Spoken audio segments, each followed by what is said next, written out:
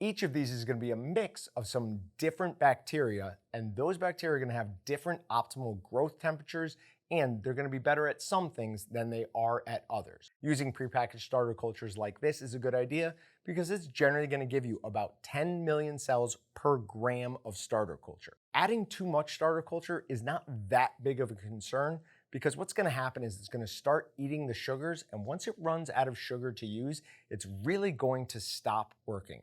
So it's a better idea to add a little bit too much than too little. We want to thaw these in lukewarm water. Don't want it too hot, that can damage the starter culture. We also want it to be no more than 0.5% of our total batch weight when we include the water that we're adding to wake these up.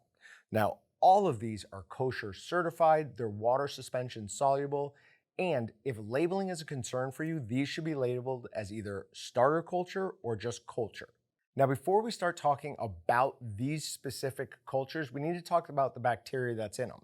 They're all going to have some form of pediococcus or lactobacillus, and those are your acidifiers. That's what's going to achieve the pH drop and render your product safe to eat and shelf stable. Another one we need to talk about is staphylococcus. Now, I realize that that can be a scary word to hear because you're thinking staph, like a staph infection. There's nothing like that in this. These are the bacteria that are responsible for producing flavor and color. Now, Staphylococcus is very oxygen hungry.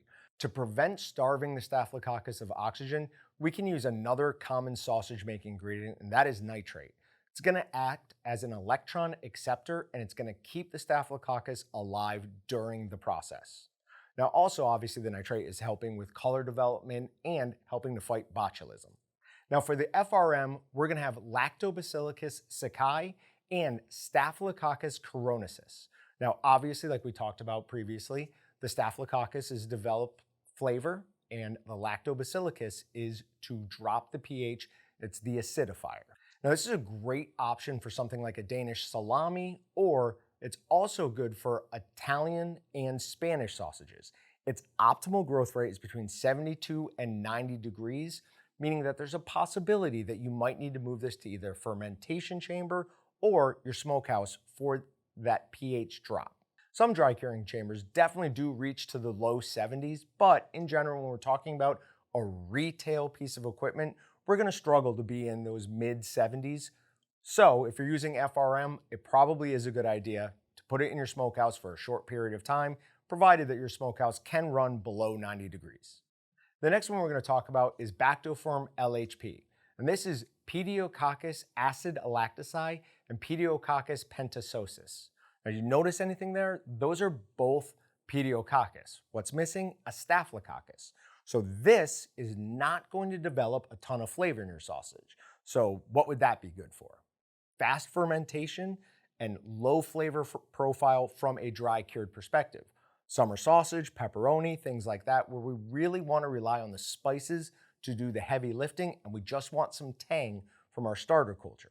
The optimal growth temperature for LHP is between 80 and 100 degrees, meaning that we're almost certainly going to have to use either a fermentation chamber or our smokehouse to get the correct level of pH drop in the work hours allowed. Next, we're going to talk about my personal favorite one to use, and that's Bactoferm TSPX. So a whole host of reasons I like it. I do like the flavor profile, but in general, it's incredibly versatile and easy to work with. The optimal growth temperature is between 64 and 75 degrees, meaning we can do everything all in our drying curing cabinet almost no matter what. The two bacteria in this are Pediococcus pentasosis and the Staphylococcus xylosis. The flavor profile here is all Italian sausages. I personally think this has made the best pepperoni I've ever tasted, and certainly the best pepperoni that I've ever made. If you're new to dry curing sausage, this is the one that I absolutely recommend you begin with. TSPX is the easiest and allows you the widest range of flavor profile. The last culture we're going to talk about is Pro FLC. Now, Pro has a Pediococcus, a Lactobacillus, and a Staphylococcus. So it's got 3 of them. Now that extra Lactobacillus does give us a little bit of extra protection in acidification, and it's a little bit better at preventing certain problems than a Pediococcus is. However, it presents its own problems. Now we have 3 bacteria that we have to worry about optimal growth temperature for. So the optimal growth temperature for this is listed at 89 degrees to 106 degrees. When we break that down for all 3 of them, we're all over the map. We're from 39 to 59 for a minimum. We're at 104 to 126. So as you can see, you're gonna have some balancing act to deal with at what temperature you wanna ferment at if you're using the Safe Pro FLC. Now, one thing we haven't talked about at all here is mold. Bactofirm does have a product called Mold 600. When we're dry curing sausage, there is a chance if we have too high of humidity or an unclean environment, we're going to grow mold on that sausage. One way to prevent that is the best defense is a good offense. So we're gonna use a good mold to outcompete the bad molds. We're gonna mix up our Mold 600 in a bucket of water, and then we're gonna take our sausages, dip them fully in that, and put them right in our fermentation chamber. It will start growing mold almost right away, and there is no chance at a bad mold outcompeting your good mold from the Mold 600 for this. Mold 600 also grows a specific mold that has really good legs for wicking away moisture, and it's gonna help protect your sausage from any harmful UV light. A couple other just basic notes.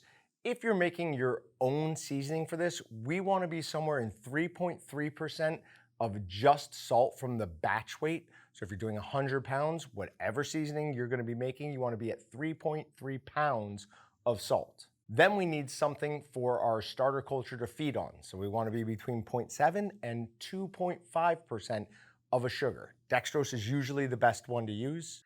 Then we wanna be from 0.3% to 2% in spices, and that's up to you guys. Obviously, spices have a lot to do with flavor. They also have a lot to do with color development. One final note on all these Bactofirm products, don't mix the water with the starter culture in any container that previously contained spices. Certain spices are basically instant death for these if you do that.